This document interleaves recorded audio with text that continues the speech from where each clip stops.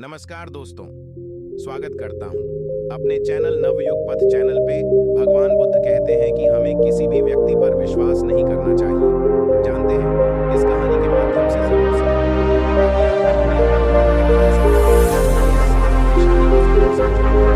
जो जन्म लेता है उसकी मृत्यु अवश्य होती है। मृत्यु केवल शरीर की होती है, आत्मा की नहीं। किसी एक जीवन का अंतिम सत्य मृत्यु है, लेकिन मृत्यु जीवन का समापन नहीं। यह शरीर परिवर्तन की प्रक्रिया है जो जीवात्मा को अगला शरीर धारण की तैयारी कराती है। जैसे जन्म लेने वाले की मृत्यु निश्चित है, वैसे ही मृत्यु के बाद जन्म लेना निश्चित है। साधारण मनुष्य के मन में मृत्यु डर पैदा करता है, लेकिन आत्मज्ञानी मृत्यु को अनंत जीवन यात्रा का पड़ाव मानकर उसे सहज स्वीकार करते हैं। जीवन और मृत्यु का वास्तविक ज्ञान केवल आत्मज्ञानी को होता है। घर की महान हस्तियों के विचार क्रोध में रहना किसी और को जलाने के उद्देश्य से जलते हुए अंगारे को अपने हाथ में पकड़ डटे रहने के समान है, जो सबसे पहले आपको ही जलाता है। दुनिया में बहुत से असफल लोग ऐसे होते हैं जिन्हें यह पता नहीं होता कि जब उन्होंने हार मानकर कोशिश छोड़ दी थी, तब वे अपनी सफलता के कितने करीब थे। इच्छाओं का कभी अंत नहीं होता। आपकी एक इच्छा पूरी हुई नहीं कि दूसरी इच्छा जन्म ले लेती है। जिसने खुद पर नियंत्रण पा लिया, उसकी जीत को देवता भी हार में बदल नहीं सकते। आपको गुस्से की सजा नहीं मिलती है, स्वयं गुस्सा ही आपकी सजा है। स्वास्थ्य के बिना जीवन नहीं होता, बस थकान और पीड़ा होती है जो मृत्यु के समान है। न अतीत की स्मृतियों में अटके रहें, न भविष्य की कल्पना में। मन को तो बस वर्तमान पर एकाग्र रखना चाहिए। 1000 युद्ध जीतने से अच्छा है खुद को जीत लेना। तब यह जीत आपकी अपनी होती है, जिसे कभी कोई आपसे छीन नहीं सकता। इन 3 बातों की चर्चा सबसे करो उदार हृदय, विनम्र वाणी और सेवा व करुणा से युक्त जीवन वे तत्व हैं जिनसे मानवता पुनर्जीवित होती है। तो अपने ही लुटते हैं, गैरों में दम ही कहाँ है। उस काफी दौड़ी धूप करने के बाद पता चला कि भोजन बनाने वाला व्यक्ति पास के ही गांव का एक रसोइया है। उस गांव में जाकर जब बौद्ध भिक्षुओं ने उस रसोइये से पूछताछ की तो पता चला कि उस दिन उसने सिर्फ भोजन तैयार किया था। उसके बाद रसोई घर से बुद्ध के लिए भोजन पात्रों में उस शिष्य ने ही डाला था, और उस समय रसोई घर में वह शिष्य अकेला ही था। रसोइये ने उस शिष्य का पता बताया तो सभी के होश उड़ गए, क्योंकि वह शिष्य और कोई नहीं बल्कि बुद्ध का सबसे प्रिय शिष्य। वापस लौटकर भिक्षुओं ने बुद्ध को पूरी कहानी सुनाई। उस समय वह शिष्य भी वहीं बैठा हुआ है। ये सुनकर शर्म के मारे उसका सिर झुक गया। सभी बौद्ध भिक्षुओं के चेहरे पर क्रोध झलक रहा था, और सभी चाहते थे कि उस शिष्य के जीवन का अंत ही कर देना चाहिए। लेकिन तथागत बुद्ध ने उस शिष्य को माफ कर दिया और कहा कि वह जहां जाना चाहे जा सकता है, लेकिन उसकी बौद्ध संघ में कोई जगह नहीं।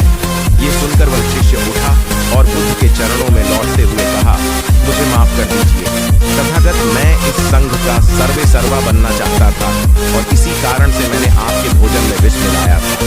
बुद्ध ने उसके सिर पर हाथ रखकर मुस्कुराते हुए कहा, तुम मुझे एक बार कहकर तो देखते, मैं खुशी खुशी यह बौद्ध संघ तुम्हारे हवाले कर देता। लेकिन अब तुम यहाँ नहीं रह सकते, क्योंकि आज के बाद तुम चाहे कितने ही अच्छे बन जाओ, लेकिन बौद्ध संघ में तुम्हें हमेशा दोषी नजरों से ही देखा जाएगा। इसलिए अपने जीवन के उद्धार के लिए तुम्हें यहाँ से जाना ही होगा। यह सुनकर वह शिष्य उठा और चला गया। उसके जाने के बाद भिक्षुओं ने बुद्ध से कहा, भंते, आप तो सर्वज्ञानी हो, फिर आपको इस धोखे के बारे में कैसे पता नहीं चला? जब आप जैसे सर्वज्ञानी को भी धोखा मिल सकता है, तो सामान्य व्यक्ति के लिए इस संसार में जीना ही मुश्किल हो जाएगा।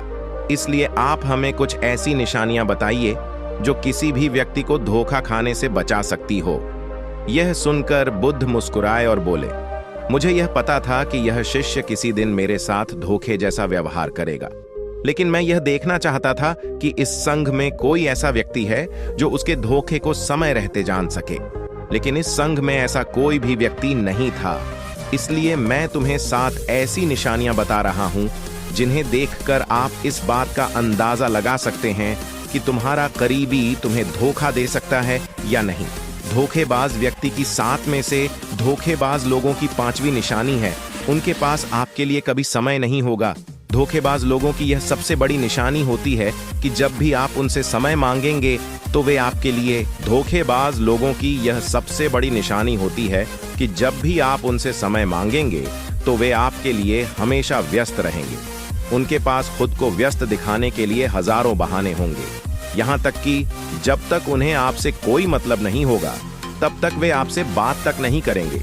लेकिन जैसे ही उन्हें आपसे कोई काम होगा फिर वे आपके पास हर समय मौजूद होंगे। ऐसे लोग बड़े मतलबी होते हैं, अपना मतलब सिद्ध होते ही गायब हो जाते हैं। इसलिए जीवन में ऐसे व्यक्तियों से दूरी ही सबसे अच्छा उपाय है। धोखेबाज लोगों की छठी निशानी है, वे आपको हमेशा दुख पहुंचाने की कोशिश करेंगे। ऐसे लोग हमेशा इस बात की कोशिश में लगे रहते हैं कि कैसे भी करके आपकी उन्नति को रोक दिया जाए। ऐसे व्यक्ति आपको नुकसान पहुंचाने का कोई भी मौका नहीं। छूक यानी ऐसे लोगों को आपको नुकसान पहुंचाने में या फिर आपको दुखी करने में बड़ा ही आनंद आता है। इसलिए भिक्षु ऐसे लोगों से दूरी रखना ही जीवन में धोखे से बचे रहने का सबसे अच्छा उपाय है। धोखेबाज लोगों की सातवीं और अंतिम निशानी है कि उनकी जिंदगी में आपके लिए कोई जगह नहीं होती। ऐसे लोगों के लिए आप कोई मायने नहीं रखते। ऐसे लोगों के लिए आपकी परेशानियां परेशानी नहीं होती। ऐसे लोगों के लिए आपका दुख कभी दुख नहीं होता। भले ही आप उस व्यक्ति के दुख में दुखी हुए हों, भले ही उसकी परेशानियों में आपने परेशान होकर भी उसकी सहायता की, भले ही आपके लिए वह बहुत कुछ हो, लेकिन उसके लिए आप कुछ नहीं होते। ऐसे व्यक्ति जीवन में आपको धोखा देते ही दोस्तों, यदि आप भगवान बुद्ध की बताई इन 7 निशानियां को देखकर अपने लिए एक सच्चा दोस्त चुनते हैं तो यकीन मानिए आप जीवन में कभी धोखा खा ही नहीं सकते। इसलिए धोखाबाज लोगों की इन 7 निशानियां को हर दिन याद रखें। ये कहानी कैसी लगी हमें कमेंट बॉक्स में जरूर बताइए और चैनल को सब्सक्राइब करना ना भूलें। धन्यवाद।